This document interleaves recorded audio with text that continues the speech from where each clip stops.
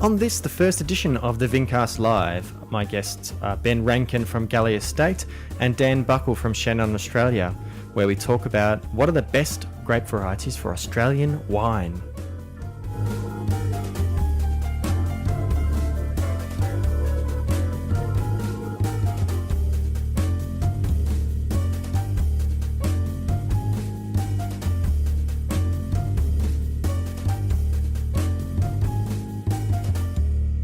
Hello there, Vincasters. Welcome to a very special edition of the Vincast with myself, James Garsbrook, otherwise known as the Intrepid Wino.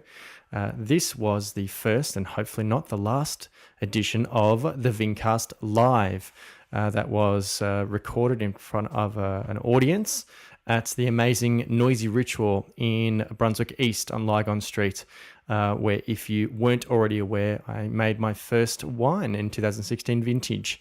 This is the live show is something that I've wanted to do for a long time.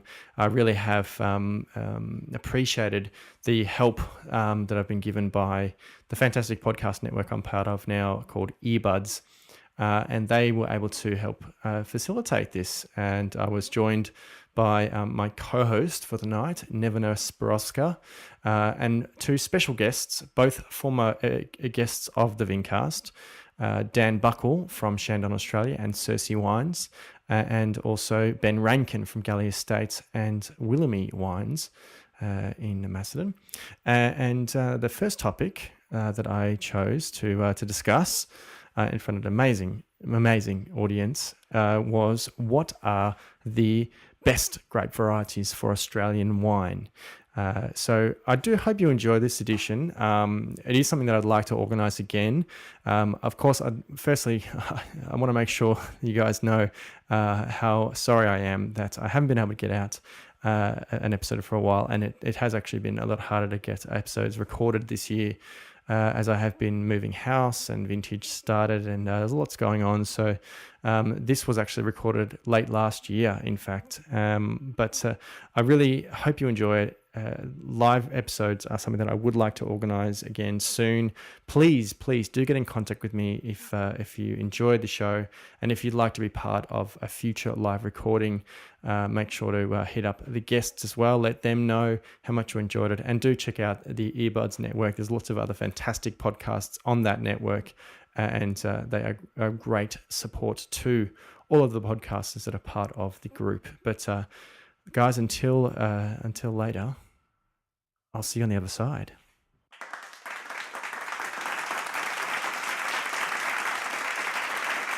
Hello and welcome to the first ever edition of the Vincast Live. My name is James Garsbrook, otherwise known as the Intrepid Wino.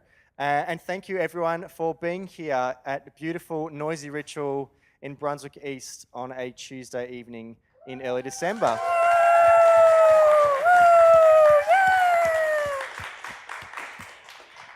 For those of you who don't know me, I've worked in the wine industry since 2004 in various capacities, and about 4 years ago, after a big trip around the world visiting wine regions, I decided that I wanted to do something a little bit different, so I started the Vincast as a way to introduce wine consumers and interested people to different people working in the wine industry. So I've had a lot of amazing winemakers, wine retailers like my good friend Phil at the front here.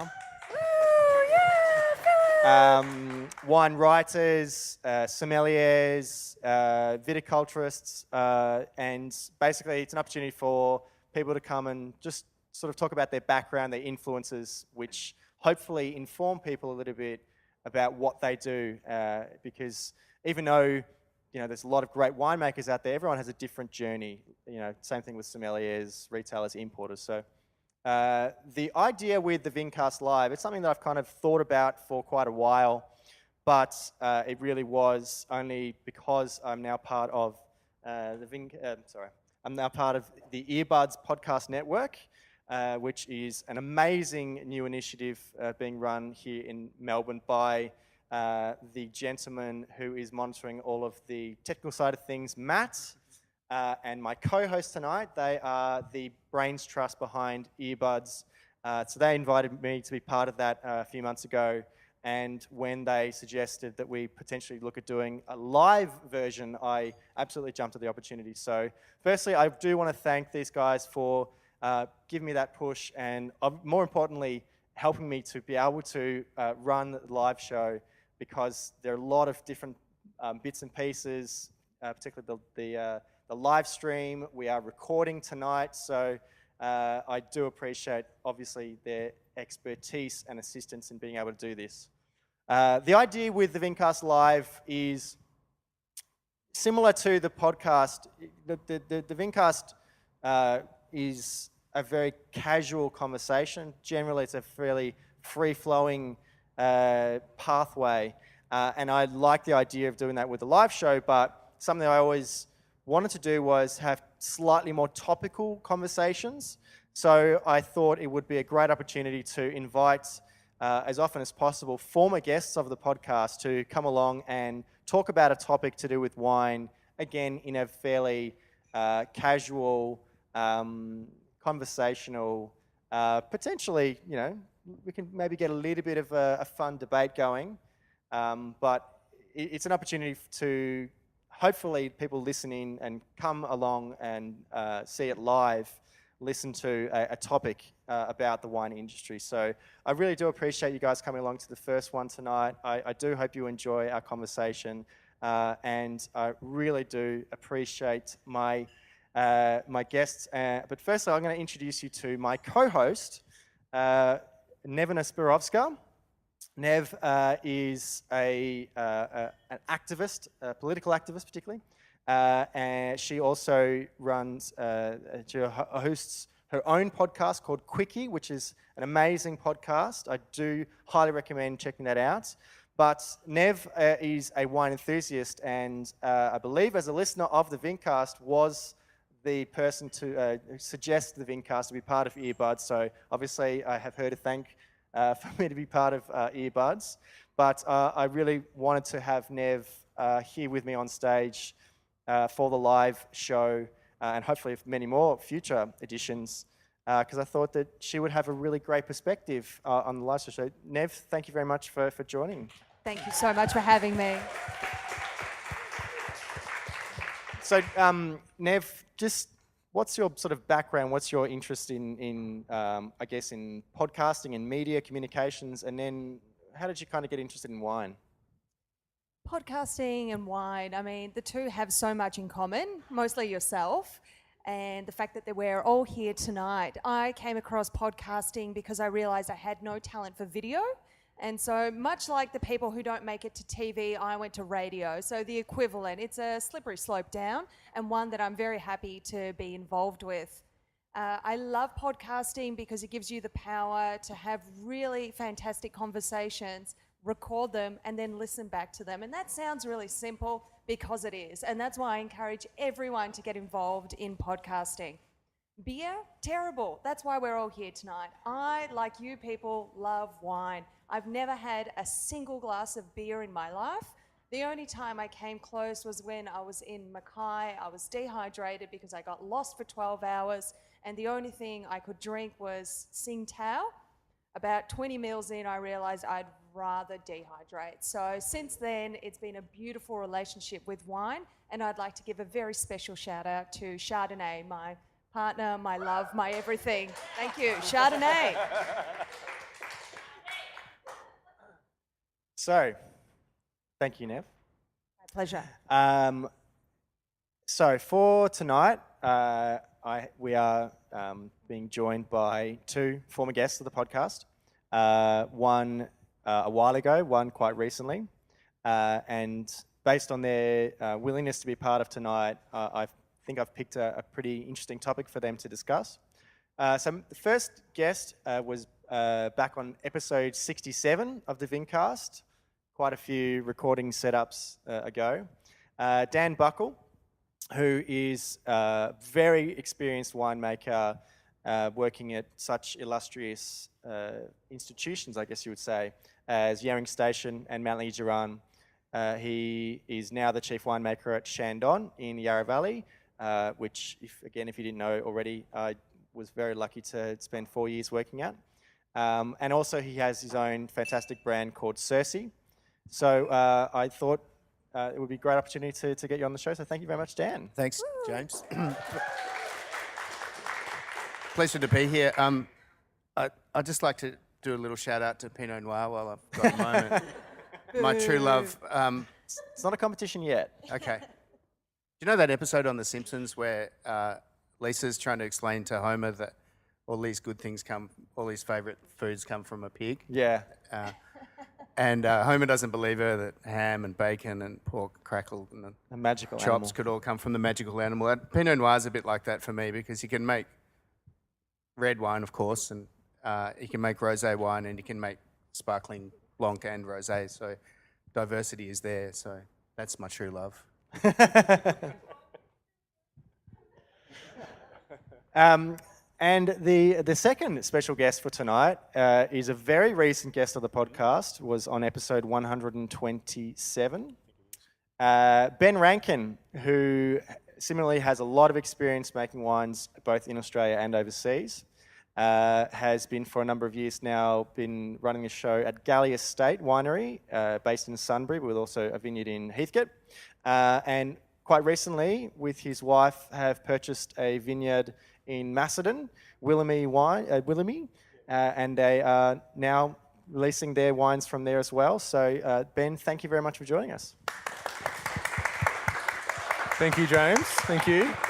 And I suppose we may as well continue the conversation. What's your favourite variety? What's your or your spirit variety? Well, I'd probably go with Sangiovese or Nebbiolo, simply because of the tannins. You know, I'm quite rustic and have a bit of hair in the chest, and you need to have a little bit of that with the tannins of those two varieties. But I was going to say to Nev, if you ever do drink, well, the most likely time you'll drink beer beer is that if you become a winemaker or work in a winery, they say, what is it? Nine parts cleaning, hygiene, and 10 parts drinking beer. So That sounds like a terrible job. Well, I thought what's the other saying that like there's a lot of great wine made because of good beer. I remember back in my Chandon days when the wholesale, the sales team would come out to the winery, sometimes with trade guests. They'd kind of try and get one of the winemakers aside, go, hey, can we try some of the beer you guys made? And I was like, no, you can't talk about that. We're not supposed to be promoting that. You're here to taste wine, come on. So, the topic of discussion for tonight, I thought it's a very important discussion, I guess, at the moment, with the changing face of viticulture in Australia, relates to grape varieties. So, obviously, people would know that there are many hundreds, if not thousands, of different grape varieties, and even within that, there are different clones. But the grape variety story in Australia is something that's rapidly changing recently, but it is a kind of long story, going back to probably the most important viticultural introduction was James Busby, I think in 1833, something like 31. that. 31. Yeah. And he brought a lot of grape varieties from France, I believe, predominantly France. So particularly in New South Wales, in the Hunter Valley, they talk about Busby clones. That was kind of the first major introduction of grape varieties. So a lot of Australia's viticultural history is based around predominantly French varieties. And subsequently, I think most people would be familiar with grape varieties like Chardonnay, Yes. like Shiraz, Cabernet, Pinot Noir is probably has rose to prominence more recently in the last sort of 30-odd years. But James Busby did bring Pinot Noir as well. Absolutely. But things have changed a lot more recently. And that's partly because I think there's a lot more understanding about grape varieties, particularly outside of France. Ampelographers, who are basically sort of grapevine experts, through often the use of DNA technology, have been able to identify different grape varieties. And then through work as far as clonal selection and choosing the right clones, have been able to start introducing a lot of non-classical French varieties. So generally we refer to those as alternative varieties. Predominantly these are varieties that originate from Italy, Spain, a little bit from Portugal, even some of the sort of more fringe regions in France. We're starting to see some varieties from Greece and Georgia. So the topic, I guess, for tonight is to talk about what are, for lack of a better term, what are the right grape varieties for Australian wine. So I guess to start off with, talking about the kind of the fact that there are varieties that have been in Australia for a lot longer than some others. Do you guys think that because they've been here for longer and we have more experience working with those vines and making wine from those vines, and also because the vines are potentially older, obviously, Australia famously has some of the oldest vines in the world of, stuff like Shiraz and Grenache. Do you think that intrinsically can make better wines from those vines, those varieties? I used to think I had an answer to that. And like so many things with wine, the more I learn and the more time goes by, the more I realise I don't really know. And if the climate were static, I think we could answer that more clearly, but it's not. So we're in a time of massive change, and that's a big challenge. So there you're making a distinction between climate and weather, like vintage to vintage, as opposed to like climate change over a long period of time. Well, climate change over a short period of time is evident too. So in my 25 years of winemaking, we've seen harvest dates moving forward around 25 days on average. So it's real. And it means, just recently I was thinking about planting a vineyard, and I had to sort of have a think about that, because would I go and spend a lot of money and plant a vineyard in a place that's not going to have the same climate in 10 years' time as it does today, and how do you anticipate? That's a massive question for us. I remember back in my Chandon days, the topic of climate change would come up with, obviously the person who helped establish Chandon in Australia, Dr. Tony Jordan, and something that he would talk about was, well, yeah, climate change is happening, and of course there are probably going to be a lot of parts of Australia which won't be viable for growing wine grapes. But at the same time, there are a lot of other regions that historically haven't been viable for, viticulture, because no varieties could ripen enough to actually produce wine from them. Yeah, well, I mean, it's so true, but there's obviously so many places. I mean, Australia's a very new world, nation of. I mean, even though we've had grapes for 150, 170 years. But there's only on a very small scale, and we're still on a very small scale on a global perspective from what we produce in this country from an area, hectares of vineyard.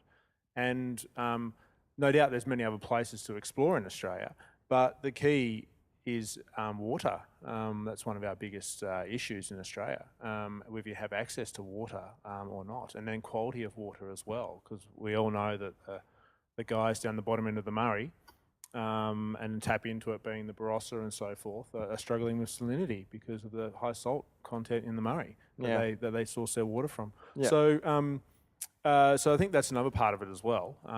As Dan said, there's multi-facets to it, and there's no clear-cut answer to this. But look, I've just bought a vineyard in the last 4 years in the Macedon Ranges, and the reason we did that was because it was a sparkling-based region. It struggled to get wines ripe enough for table wine, and that's Pinot and Chardonnay, and they're quite early ripening varieties. But now, 20 years later, from the 90s to 2015 or whatever, we're ripening Chardonnay and Pinot very easily, and now you can ripen Shiraz and Cabernet and so forth. So, if I've just put my feet in the ground, and I certainly wouldn't want to do it in somewhere further down the hill where it's a lot warmer and hotter and drier. So you can go up the hill, or you can go further south. Yeah. And there's only so much south you can do.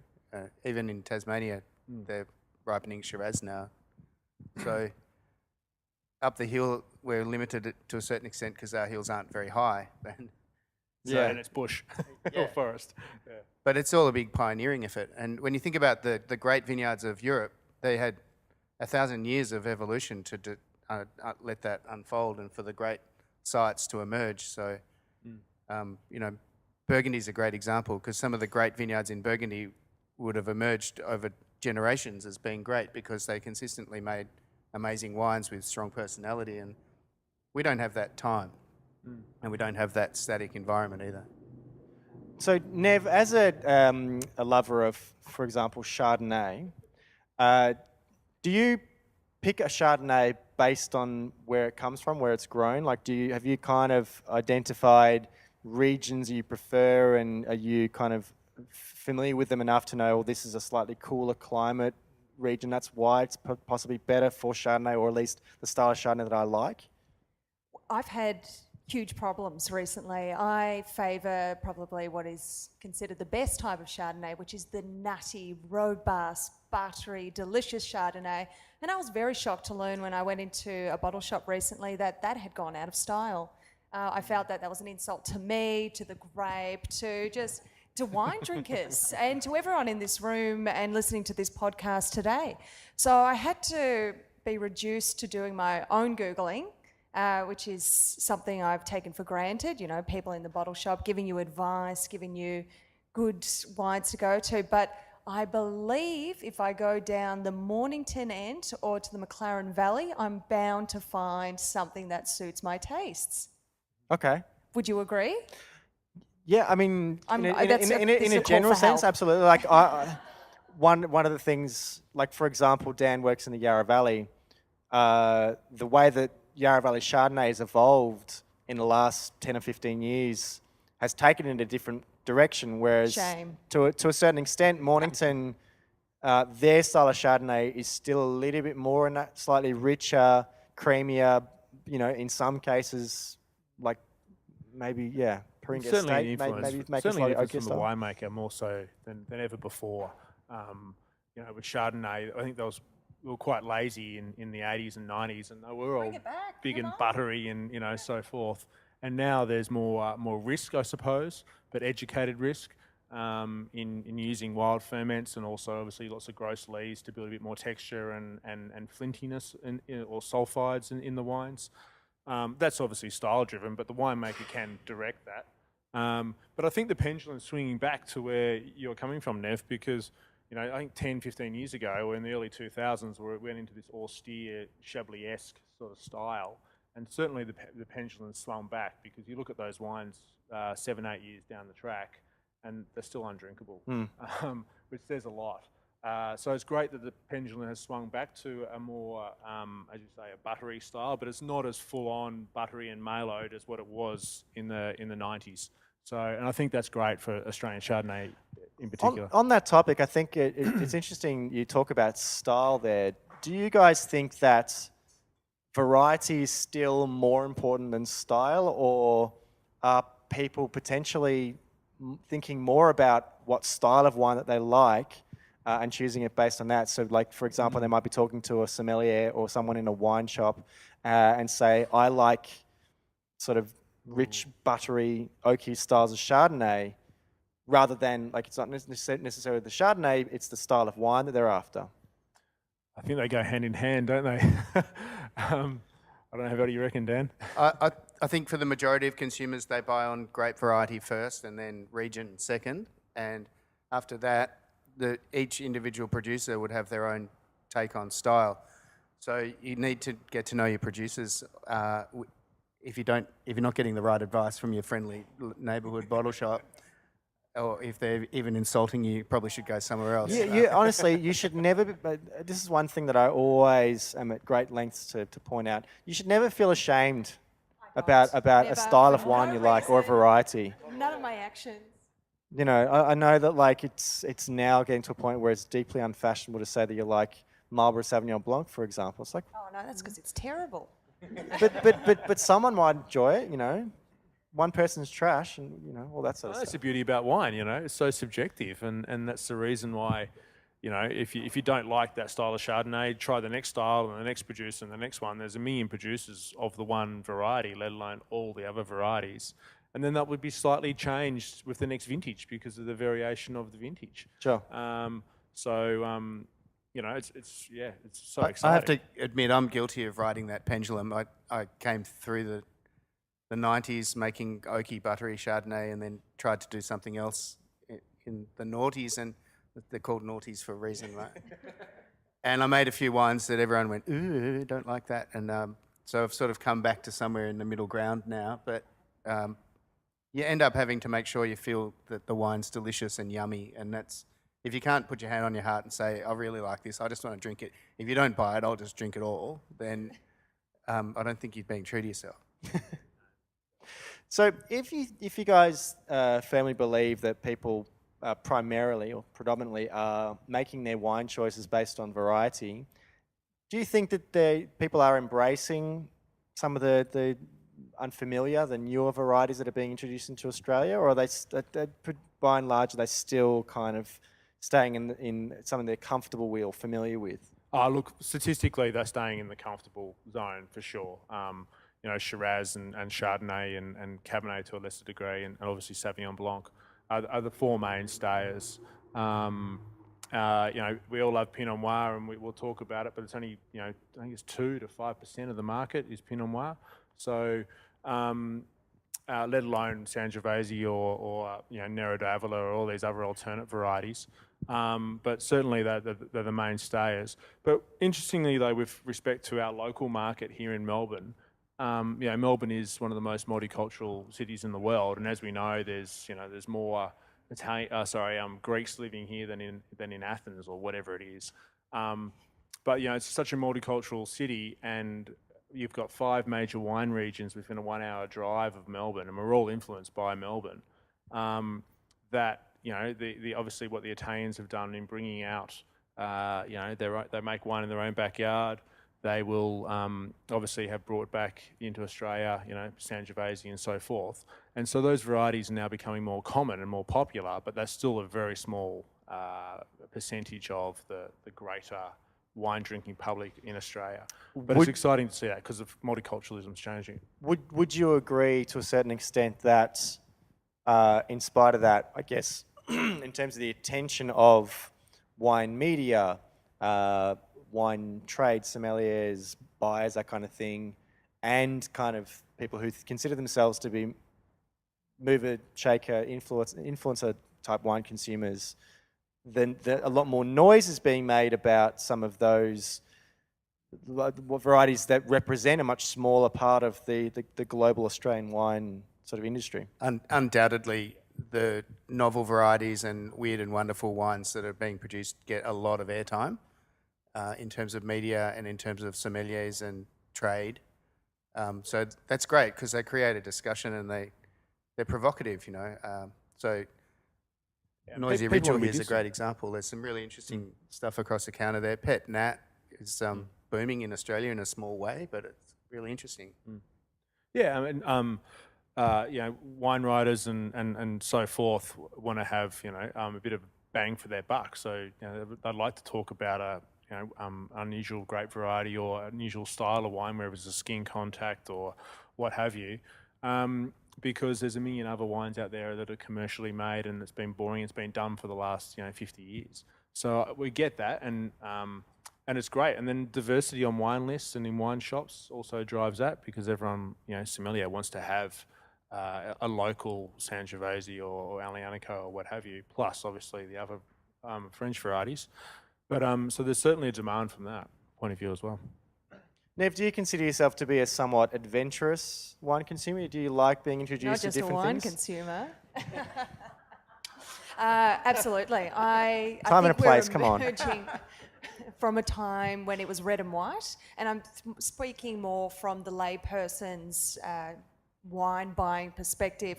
When your closest bottle-o was maybe a Liquorland or a BWS or a Thirsty Camel, and you're really just scraping the bottle of the wine barrel when you're there. But now we have all these fantastic new shops that are opening up to these varieties that you can just get. It's like the democratization of wine, that these beautiful things that we've never been able to try before are in a price range where we can say, I will take a punt on that. The only thing I won't take a punt on, my dad is a terrible winemaker. He Macedonian background. Macedonians aren't known for their wine. They're more Grape people. He's been doing the everything in the kitchen sink approach to wine. So it's Shiraz, Merlot, Ganache, sparkling red, and he's got 300 bottles in Macedonia. So I'm giving them away all tonight if anyone wants one. It's putrid. So I thank the winemakers here today for making palatable, beautiful wines.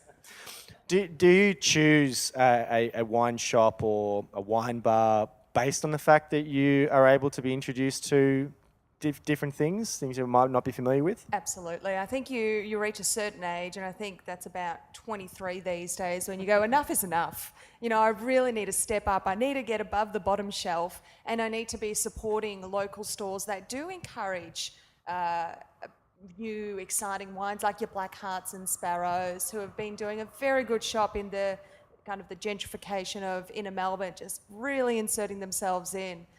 There are others who I won't mention tonight because they're in my bad books, but I love it. I love what's happening.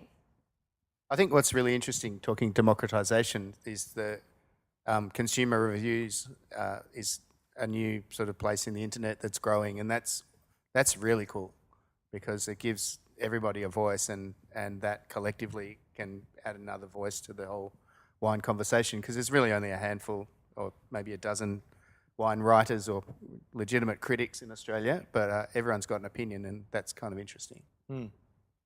So on the topic of wine styles, and I guess popular or very rapidly growing styles of wine, I think we might actually look at a couple of the first two wines for tonight. So I'm sure everyone here... Hey! I'm sure everyone here would be a fan of sparkling wine. Sparkling wine, Australia is actually, certainly per capita, is one of the biggest consumers of sparkling wine. I think it's in the top 10 champagne markets in the world. Currently 8th by volume, which is really something for 24 million people. Yeah, we drink a lot of bubbles, and I think my mum is sort of one of the biggest consumers of bubbles. So that was part of the reason, like the growth of sparkling wine, both in Australia and globally, that Malt Chandon back in 1985, six, established Chandon in the Yarra Valley. And the growth of sparkling wine just hasn't slowed down at all. So the Chandon story, obviously Dan can talk in much more detailed terms, is more in terms of particularly champagne, the champagne varieties being Chardonnay, Pinot Noir and Pinot Meunier, and the method that they use in champagne, which we can't call method champenoise, can we? No, it can't be anything champenoise, so traditional method. Méthode traditionnelle, yeah. But it's the same, almost exactly. Can we say sparkling was? Sparkling was, yeah, sure. Sparkling was. Yeah, okay. I'm desperately looking for new words. So Just say it in a If sort you're of a desperate, Frenchy just tell way. me. It's fine. Sparkling was. Yeah. So I guess that method, and certainly champagne is one of the biggest players in the world for sparkling wine, and that has been a really important part of the Australian sparkling wine story. But there is a kind of a new challenger to the Pinot Noir, Chardonnay, Method Traditionnel styles of wine, and that is a style of wine that has come out of Italy, which you probably would be familiar with. It's Prosecco. Prosecco is going wild these days. Prosecco is somewhat of a controversial topic. Champagne, they got it right, and they said, no, you can't call it champagne. It's the geographic area. It's now protected, so we can't call it champagne or method champenoise. Prosecco is complicated because Prosecco is actually a place in Italy, but it's also what they call the variety. They now have the borders around the town of Prosecco, so they argue that we can't call it Prosecco, and that's where... The King Valley producers will have to call it Sparkling Glera. Yeah. But the Prosecco, the first wine, which should be on your left, is from Dal Zotto. It is Puccino 2017 Prosecco. On the one on your left, the second wine is coming out shortly. So Dal Zotto were sort of the pioneers of Prosecco in Australia. I think the family originally are from, I believe, Valdibiadene in Veneto, which is the heart of Prosecco in Italy.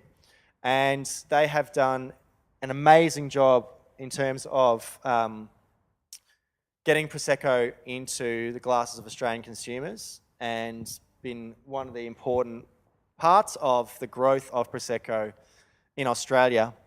Of course, at the same time, there's lots of Italian Prosecco you can buy. There's a lot of other great producers, particularly, as Dan mentioned, in the King Valley, like Pizzini, like Brown Brothers. But I thought it would be interesting to sort of look at Prosecco because it is a wine that has been absolutely exploding. Obviously not literally, because they would ruin the wine. Some of them explode too. Yeah, But. some of them do. So have a What taste makes of it so effervescent? Like it's so bubbly, obviously, but comparatively to champagne.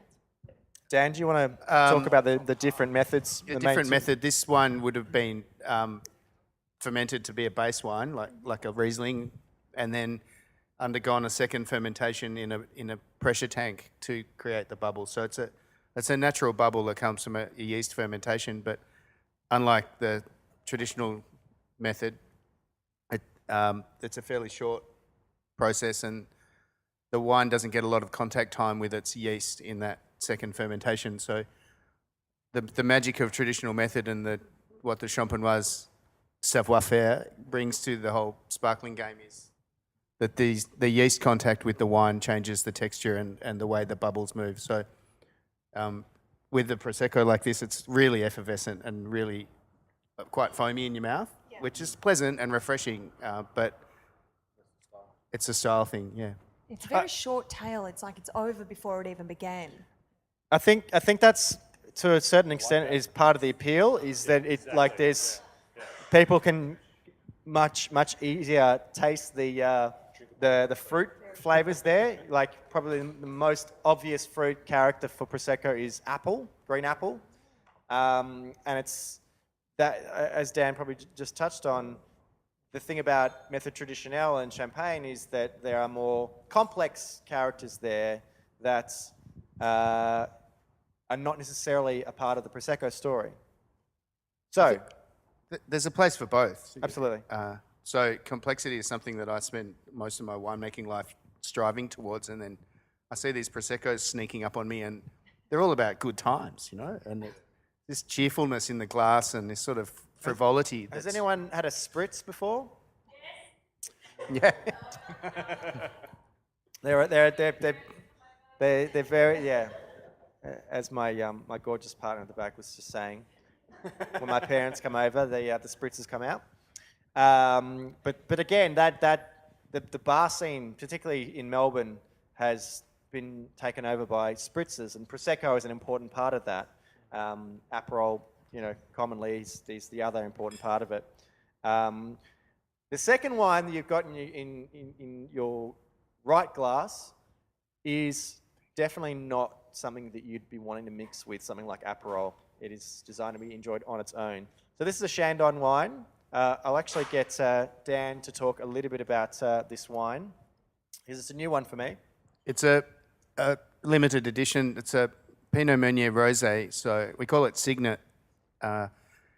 If you go to Champagne and talk to my colleagues at Moet, they'll ask them about grape varieties, and they'll tell you that Pinot Meunier is the ugly sister to Pinot Noir, and it's a lesser variety, and it's not very good. And in fact, recently they've changed the name just to Meunier to even sort of stop associating it with the lofty Princess Pinot Noir. And so when we take that into the Australian context and we sort of start to taste the wines blind and stop being prejudiced or listening to the Champenoise too much, and then realise that the Pinot Meunier wines we make are really delicious and charming and yummy. And so We decided to do a special bottling of this one because it was just so nice to drink, and we call it Signet because it's the ugly duckling story, and we wanted to give it a cool name, and that was about as cool as we get at Shandon. But yeah, enjoy. So being that these two wines are quite different in style and appeal in different ways, can you guys sort of see how these two, even though they're both sparkling wines, are in the same kind of family, they're quite different styles and they would have different applications? Do you guys sort of have a preference, or would you be able to enjoy them equally in different contexts? Very good. Summer days. Yep. Yep. And the rosé. Nice. What would you pair this with? It's so peculiar. What couldn't you pair this with? Asian food. Go out for some Chinese duck and a bottle of that, and life's good. What's the smell attributed to? Got a lovely little pong to it. Aromatically, that smell comes from the fruit, obviously, but it's I sort of see it in a cherry strawberry kind of spectrum. That's pretty classic for the Meunier aroma, but it's got a sort of warmth about it. For me, it's like ripe cherries in the sun, kind of aromatic. Does it have long on contact with yeast? Yeah, so that's had 3 years on yeast lees. So if you're familiar with Shandon, probably the main vintage one is the Vintage Brut. How long does the Vintage Brut spend on lees? About 30? About 36 to 42 months. So yeah, 3.5 years or so. Awesome. So, again, on the topic of style, there are, obviously with new varieties being introduced, there are also new styles of wine. Something we touched upon previously is, for example, skin contact white wine, very colloquially known as orange wine. Have you guys had enough kind of experience with these kind of wines to sort of have formed an opinion about whether or not there are varieties better suited to that style of wine? I play around with it a little bit on the side at Galley, and I've tried it with Chardonnay and also Pinot Grigio or Pinot Gris. I also did a bit of skin contact for a year with Shiraz as well, but that's another conversation. But with the white wines, which is probably more what we're talking about from a phenolic point of view, I think the Pinot Gris, Pinot Grigio is a great variety akin to skin contact because, put simply, there's some really boring, horrible Grigios out there that are Sauv Blanc-like, dare I say it, in the sense that they're very Even less fragrant. Yeah, and they're sort of one-dimensional, and they're bottled, a month or two after harvest and bang onto the market. They're like rosé as a cash flow for your business. But with skin contact and adding that sort of phenolic weight to Pinot Gris in particular, and particular when we've got two different clones, and the clones are entirely different clones. One's quite a deep, dark, sort of Pinot Noir-like a bunch, so it's a grey and quite tightly wound bunch, and another clone which is quite sparse, open, a lot bigger bunched. Berries are bigger, and it's more of an orange colour rather than a grey colour. So you can just quickly tell by descriptions of those two clones of the one variety that they're going to have different skin contact. Will work differently in the wine. Yep. And it does quite significantly. And there's different ways you can do skin contact, and that's another conversation again in how you best represent those phenolics or what you're trying to achieve with skin contact, because everyone has a different philosophy as well. In our particular situation, I do it whole bunch, so hand-picked, no destemming or crushing. It's just like a red wine. We throw 100% whole bunch Cab Mac or Cab maceration into a red fermenter, and we only leave it there for 4 to 5 days. So ferment starts, and then we press it straight to barrel, and it finishes its life in barrel for 12 months on gross lees. And then we peel that back with another batch, which is more commercially made, but in barrel on gross lees for the same amount of time, and it could be about 40 to 50% of the blend, the skin contact. So we like to try and peel it back because I don't want to have it too feral or too in your face. Yeah. But other producers are going, quite extreme. Everyone has a different philosophy on it, but it works. With wines, particularly in that kind of realm that they're bar pushed to the extreme, do you think people are, as far as consumers, Nev, perhaps you could answer this. Do you think people are picking it based on the style, or does the variety play into it? Are people picking an orange wine made from Chardonnay over Gewürztraminer, for example, or is it because it is an orange wine? I think much like the Spotify playlist, people are getting a lot more tuned with their feelings and with moods. So now it's like piano classics while you're studying or music for the rain. And in much the same way, that's influencing their wine choices. So they're making and taking those bigger risks and choosing the style. I've got a contrary opinion. Go ahead. I tend to think that if this was a great idea, people would have been doing it all along. So 8,500. Or there is a reason that we stopped doing it. Yeah. So 8,500 years of winemaking history, with a pretty solid focus on making the most delicious booze you can, has got us to where we are. So it's really hard to do innovation with that length of historical background. So people are trying new things, and that's great. That's good fun. But I'm not sure they're nailing it for delicious every time. Okay. But I think, though, that's where the variety comes into play, because you wouldn't do that with Chardonnay, and we've tried it with Chardonnay, and it's a horrible, 2 barrels of skin contact Chardonnay is a piece of SHIT, and never do it again. And I've done it 3 or 4 times. So, but as I said with Grape, we do it because it adds a bit more texture and a bit more interest to the wine. Otherwise, after 8,000 years of winemaking of Pinot Gris, it's still boring. So, on that topic,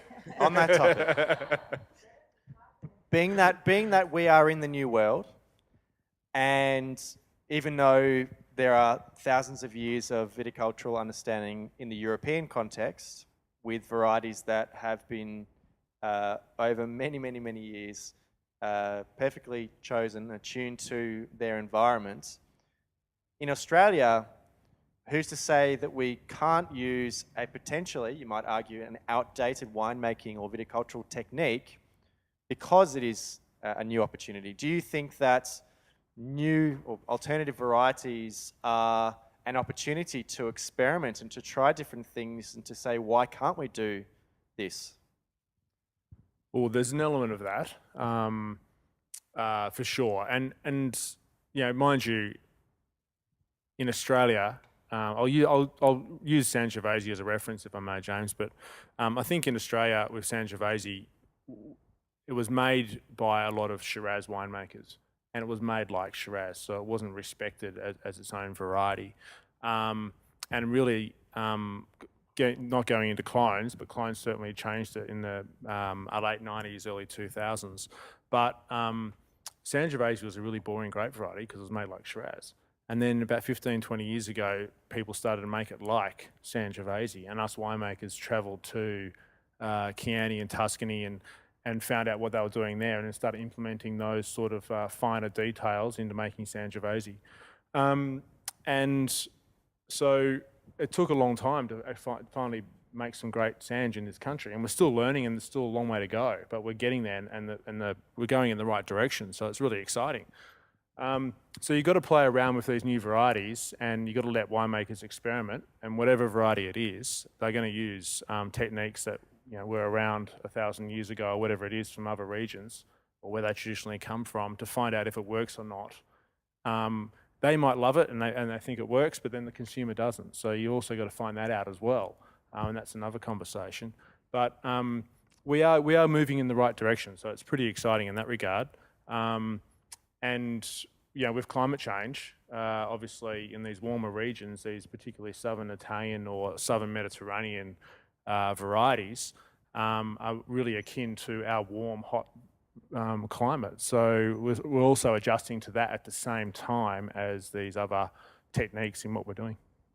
You've got to say that varieties that grow well on hot, rocky slopes on the Mediterranean got to do well in an Australian certain context. So I tend to agree. But do you think, as Ben talked about, the fact that there are, more recent generations of winemakers who potentially did study at universities like Charles Sturt and Adelaide University, went and did vintages over in Europe and in more Mediterranean regions, got that experience to come back and say, oh, maybe we should rethink how we're working with some of these newer varieties in Australia. Do you think that's been a really important factor in how the quality of these varieties have improved?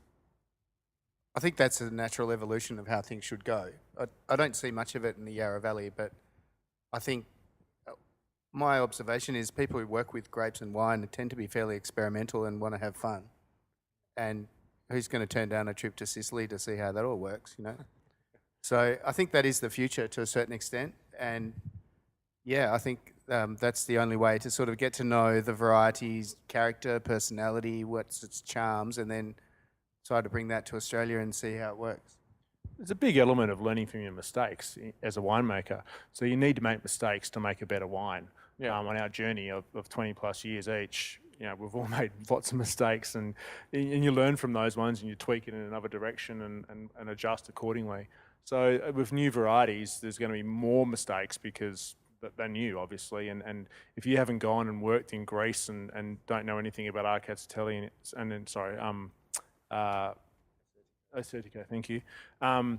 And then trying to make it here in Australia, well, you're going to be making lots of mistakes to learn what to do right or wrong in the future. So there's always that element as well.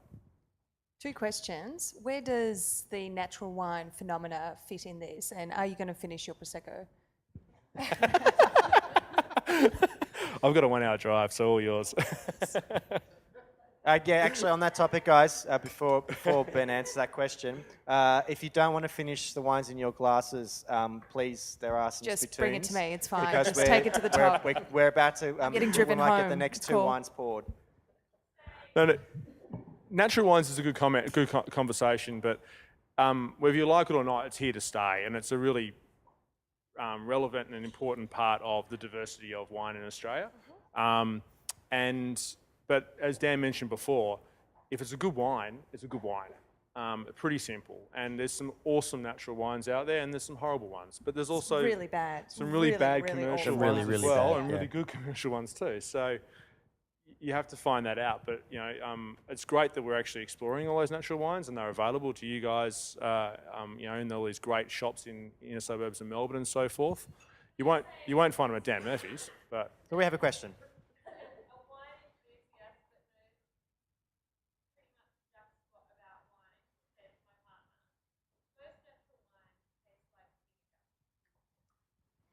look, yeah. Yeah. And in 2 years, we're going to be really embarrassed seeing ourselves in those photos. So silly. I understand what you're saying. I do agree. Yeah. For me, Can I just quickly? I do want to say I didn't prompt her to make that comment. That's coming from her. I think the whole thing with natural wines, and for me, my little bugbear with it is that there's very little conversation about where the fruit comes from. Is it an organic or biodynamic vineyard in the very first place?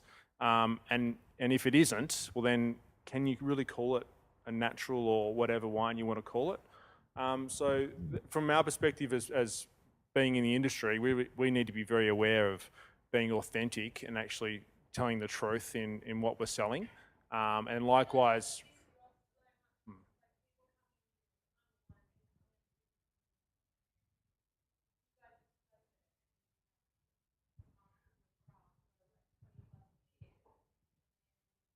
but there's good winemakers and bad winemakers. I think that it comes down to delicious, doesn't it? if the wines are yummy, then that's awesome. I think if you take the high moral ground, you've got to be a bit careful because we've all got a carbon footprint, and we all, use plastic from time to time. And I've got leather on my shoes too. So this is like talking to my French colleagues about this the other day, and they say it's just one tree in a big forest of your ethical life on planet Earth. Whether your grapes are fermented with the yeast that came on them or the yeast that came from a packet, which is fairly natural in itself, And if anyone's had a glass of soft drink or processed food in the last little month, the whole holier than thou thing collapses quite quickly. So I think the natural wine thing is here. The challenge for those guys is to make it delicious too. And because it's hard to buy a second glass at $15 if it's not yummy. I have to say, I probably should have suspected this would happen. The first live edition of the podcast, we're already talking about natural wine. It's so Melbourne. What I want to talk about now, I guess, coming back to style, Max Allen, when he was on the podcast, and I've seen him talk about this in a number of different contexts, has talked about the style for light-bodied red wine. And I think probably sort of people don't think about the fact that what led that was varietal, and that was Pinot Noir. People were introduced to lighter red wine and an alternative to really full-bodied, tannic, in a lot of cases, oaky wines like Shiraz and Cabernet Sauvignon, to this lighter on its feet, prettier style of red wine. And people were allowed to say that they enjoyed lighter red wines, even though Pinot Noir is a very complex, generally produces a very complex red wine. Still not allowed to say that in South Australia, by the way. And they stop you at the gate coming off the plane to check your bags for Pinot Noir.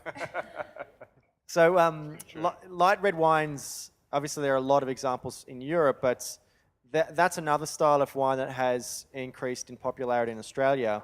And I do feel that some part of that has been led by alternative varieties. I think Sangiovese is a really, a prominent variety producing that style of wine. But the two wines we've got for you to taste now have been made by the two guests tonight. So the first one on the left is a Cersei Pinot Noir, which Dan made and we'll talk about. And the second one is from Galley Estate, the Adelaide Nebbiolo 2013, which Ben made. So these two varieties, you possibly could objectively say make the greatest wines in their respective countries. In terms of Burgundy in France, red Burgundy at least, is made from Pinot Noir, and Barolo Barbaresco is made from Nebbiolo in Italy. And they have really been making a lot of attention in Australia as well for making slightly lighter but certainly complex, structured red wine. So just guys, talk about your wine respectively, and then we'll talk about that topic. So I've spent the last 20 odd years of my winemaking life making wines a little bit more delicate, and I've had to times battle with consumers who want big red wine and want it, and that's really tiresome and boring. But with Cersei, when we started this little project, we decided we were going to make the wines we wanted to drink, and we wanted to make Mornington Peninsula Pinot that was delicate and aromatic and pretty and light and felt really quite supple and delicious. Thank you. So these wines are made with absolute disregard for power and weight. Of course, we think about the tannins, but it's mostly about having an aromatic sort of profile that you can fall in love with a little bit. That's the dream, and that's my experience with the greatest Pinots I've ever had.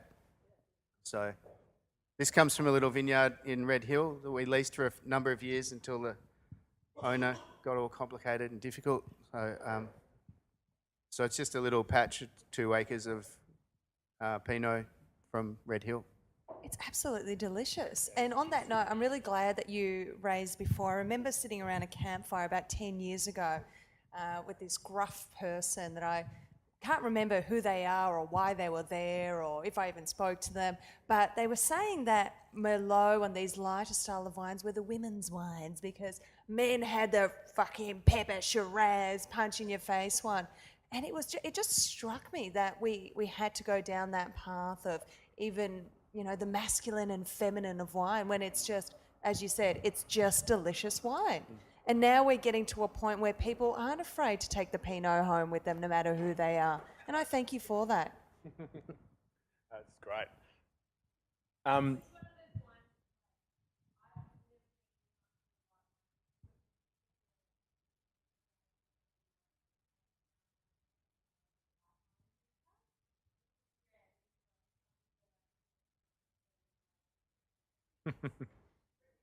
Juicy, isn't it?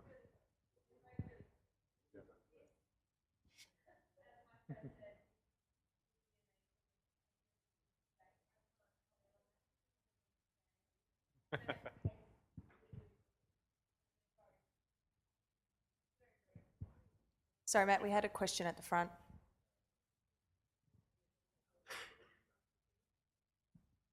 What have I done to the Pinot? What have you done to this Pinot? How did you make it? This is an interesting site, and we do nearly 100% whole bunches with the Pinot. So we just pick it by hand and put it in a fermenter and wait about 10 days and then start stomping on it sort of gradually at first and then more intensely over the next sort of 10 days. If you can imagine that in that, like in the barrel behind you, that if you put a mass of grapes in there, some of them are going to pop the other ones and there will be a bit of juice trickle down to the bottom, and inevitably that juice starts to ferment. So the fermentation creates carbon dioxide, and so within a day or two, the whole mass of grapes is sort of bathed in CO2. And the Burgundians like to say the grapes are still a little bit alive. And so what we know biochemically is that the chemistry of what they're living changes from being in oxygen to in carbon dioxide. So in doing that, they create a whole lot of really interesting aromatic compounds.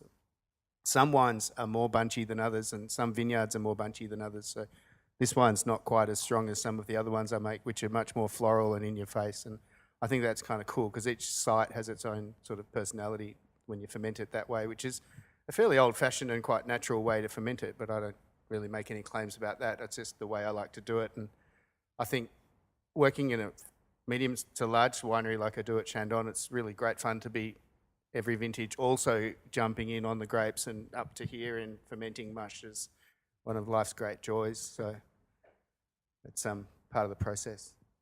How do you get that smoky element to it? Smokiness comes from a little bit from the stems and a little bit from fermenting in barrels. So when you press it, you can't get all the sugar out of the grapes because you can't pop every berry when you're stomping on them. So when you do eventually press it, there's sweetness goes into the barrel and that fermentation continues, and that kind of churning, fermenting in the barrel helps draw out some of the toasty smokiness of the barrel. Delicious. Thank you. Ben, what have you done to this Nebbiolo? Yeah, this Nebbiolo is quite different. Oh, sorry, we have a Pardon question me. at the front. One second.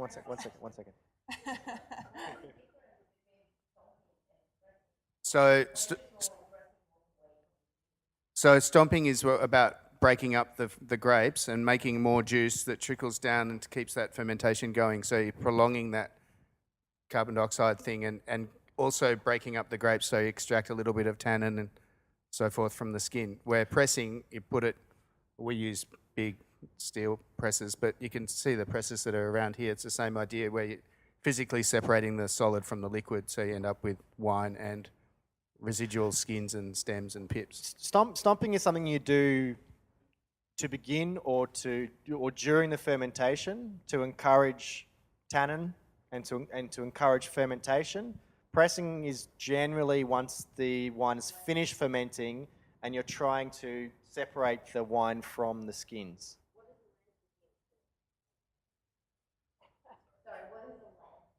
Wow. Oh, I mean, But this one would be about Depends. 20 days, but Yeah. it could be anything from 10 days to a whole year, depending on... It depends on the variety. Variety, depends on the style. vintage. Depends on the style of wine. Yeah, I mean, the longer you hold off press, generally the drier the wine will be, but the wine's going to finish fermentation either in a tank or in a barrel or whatever vessel you want anyway. So generally, like certainly with red wine, they're generally going to be fermented till they're dry. Ben, Nebbiolo? Nebbiolo. What have you done? Well, this is a little bit different. I mean, Nebbiolo's only been in Australia for about 30 years or thereabouts. And I've been fortunate enough, we do an Italian scholarship, Lorenzo Galli scholarship, and drink a lot of great Barolo, Barbaresco, and comparing to what's going on in Italy to Australia. So through that, there was a conversation one year about modern v traditional wine making with respect to Nebbiolo. So with this wine in Piemonte with traditional, they may use, in Piemonte they have 3 red varieties, Nebbiolo, Barbera and Dolcetto. Dolcetto's always They picked have first. more than that, but those are the 3 main Yeah, sorry. ones. Yeah, pardon me. Significant ones. And but Barbera will be the one that's picked in the middle, and Nebbiolo is always the last. But to get Nebbiolo is similar with its anthocyanins or colour to Pinot Noir. It's a light skin variety. It's quite hard to get colour into Nebbiolo. So traditionally, some of the traditional winemakers would use the skins of the Barbera after they've pressed the Barbera off, and then reuse those skins into the ferment of the Nebbiolo. Unfortunately, we don't have Barbera, but in 2013, I'd pressed off Tempranillo the day before, so I kept a couple of 100 kilos of Tempranillo skins and added that to the ferment of the Nebbiolo. We did a very, very long extended maceration for 2.5 months in a large 5,000 litre oak barrel for maturing the wine to tame the tannins, because Nebbiolo is all about tannin. If you don't like tannin, don't drink Nebbiolo. It's all about tannin, so you need to have tannin in Nebbiolo, and I find a lot of Australian Nebbiolo lacks a lot of significant tannin and fruit concentration to match that tannin. And this was really an interesting experiment in 2013, and we found that not only did it enhance the colour, the Tempranillo, but also the tannins were there. So you had this little graph of the tannin structure over the course of the ferment, and it sort of started here, and it gradually went in waves, and it slowly petered as it spent a long time on skins. Then it had another 2 years in barrel as well, or pungence, I should say, before being bottled. So it was very much an experimental wine, and for us, big success. it You're went still well. doing it?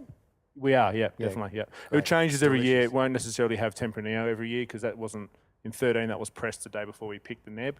So this year, it was a little bit of Shiraz, but we toned it down to a lesser volume of Shiraz skins in the Nebbiolo, because Shiraz is more dominant in its flavours profile. I don't want to make it too Shirazzy, so we've adjusted a bit. But yeah, certainly still experimenting with that, and happy where it's going. Nev, what do you think of the Nebbiolo? It's so, can I use the word piquant? Spicy? Spicy? I haven't looked up the definition of It's got piquant a bit of in bite. a very long time. Do you mean like it's got a bit of bite to it? It's got a lot of bite to it. It's got that real lip pucker, like the So taste to this it. is sort of this is like a hallmark, particularly of Italian varieties, Italian red varieties. They have this lovely bite to them. They potentially kind of do sit on the sour end of the spectrum. What was that? Again, another reference to The Simpsons when Homer has the most sour thing in and the his world. lips go Absolutely. back into his face. And you can see why they're food wines, and why Yeah. all the Italians are always eating and drinking. And this is a good example. You need food with Nebbiolo, and those tannins really are akin to food. If you're having pappardelle ragu with that, you'd be pretty happy, I think. Oh yeah, ossobuco or something. Do Yummy. you guys have any comments or questions about these two wines? Yes? Okay.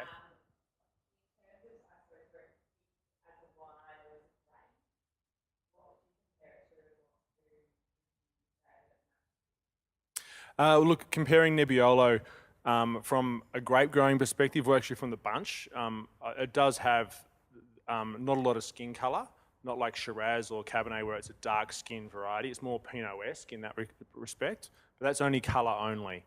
But it is one of the most tannic varieties of all the major red varieties of the world. So it's a very tannic variety. Traditionally, it's a variety that's made to live in barrel for maybe 3 to 4 years, and then you'll drink it 10, 20, and even further along the track, because those tannins give great life to the wine and give great longevity to the wine. And obviously, over time, they'll precipitate in the bottle and become more fine. And a 40-year-old Barolo will look more Pinot-esque in a way, because those tannins do drop out of the wine over time. But we all don't have that time to drink, a Nebbiolo in 30, 20 years' time. So that's the nature of the beast. It is a tannic variety. Food perspective, again, as we just mentioned, think Italian and juicy meats with lots of sauce. So ossobucos and so forth. But I always think Italian, think wild herbs and spices as well. But Italian spice, not Asian spice. So we're not talking hot spices. For the vegetarians in the room, mushroom? Yeah. Mushroom-based dishes? Yep, pardon me. Yeah, ragus. Truffles? Yeah.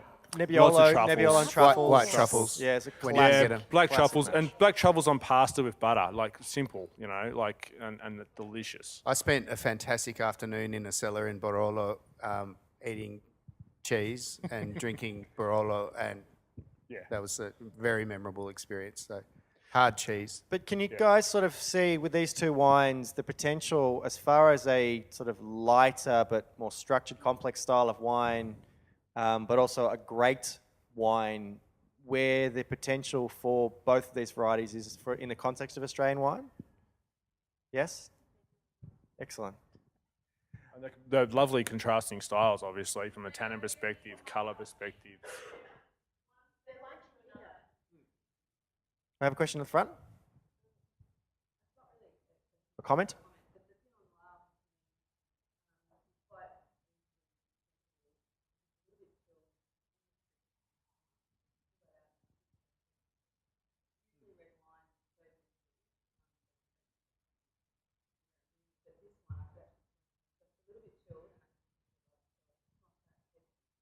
So you think of it possibly more of as summer red?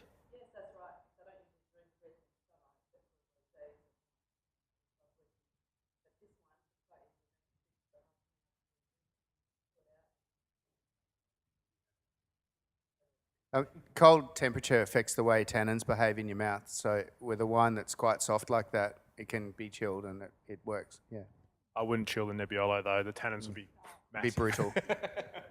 Yeah, even more of that piquance, right, Nev? Absolutely. So, have we actually answered the question that I started off with? Possibly not. But hopefully there's been enough conversation, we've touched on enough topics there that is fueled more conversation. It's possibly not a question we can really answer. I guess that's one of the great things about what's happening in the Australian wine industry now, is that there are lots of opportunities, whether it is different varieties in different regions, different winemaking techniques. The options are, well, I wouldn't say limitless because that's a bit redundant, but there are lots of different avenues to go down. So thank you guys, obviously, for being here tonight. Firstly, I want to thank my special guests who generously donated not only their time, but also their, obviously, experience, expertise, and more importantly, some delicious wine. So thank you to Dan Buckle and Ben Rankin for being here tonight.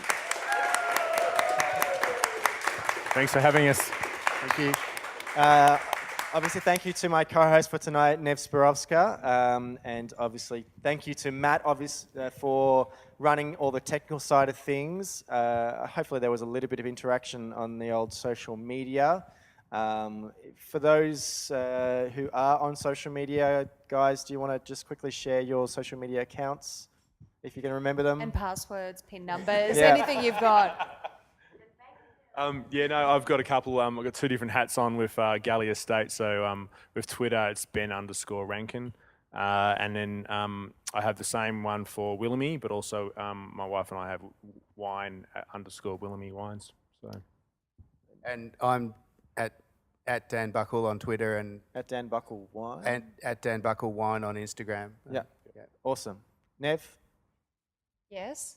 social media. You can find me and my unsolicited opinions at Nevina Spirovska, if you can spell that, and the same on Facebook and LinkedIn, if you're so inclined. Yes. LinkedIn. Of course, thank you to Noisy Ritual for hosting us tonight. I do recommend just getting down, having a glass of wine, trying some of the wines that amateur winemakers have had a hand in previously, and have a look into being a part of the project next year or the year after that. But hopefully everyone enjoyed the podcast. We will be sticking around for a bit if you want to ask some questions afterwards, and hopefully people listening to the podcast episode. We will be hosting some more, I hope, in the new year. I've got some more guests lined up and some more interesting topics, I hope. But thank you very much, guys. Obviously, I'm on social media at I'm on social media at Intrepid Wino. Come visit me at intrepidwino.com. Find the podcast, the Vincast. Search in your podcast listening app or website of choice.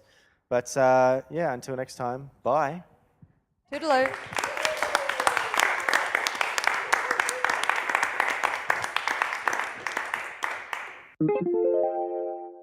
And once again, many thanks to Ben and Dan for being such fantastic guests on the first edition of the Vincast Live.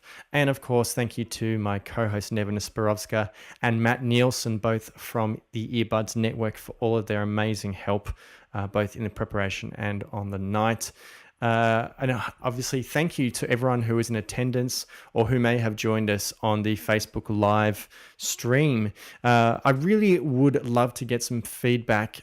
Tell us what you did like, what you didn't like, what you might like to see in any future editions of the Vincast Live.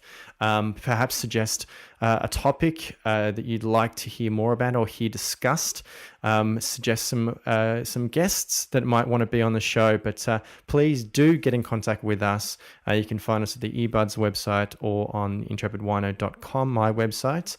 Of course, if you enjoyed the podcast, please do share it wherever you can, whether it's on social media or even someone who you know is a wine lover, a wine friend, or someone in the wine industry. Make sure they check out the podcast. You can subscribe to the show on a number of different platforms, including iTunes or the podcasts app, Stitcher, Player FM, Podbean, iHeartRadio. Subscribing means you get the newest episode as soon as it becomes available, and it's also a great way to provide further feedback and help the podcast get out to a bigger audience by leaving a rating and a review. Again, I always appreciate feedback, even if it's just to say that you enjoyed the show. You can follow me on social media on Instagram, Facebook, and Twitter. I am at Intrepid Wino. Come and check out my YouTube channel. You can find every episode of the podcast there, as well as lots of different tasting videos I've done under the Let's Taste banner. And on my website, intrepidwino.com, you can find my journeys throughout the wine world in my blogging. But guys, until next time, bye.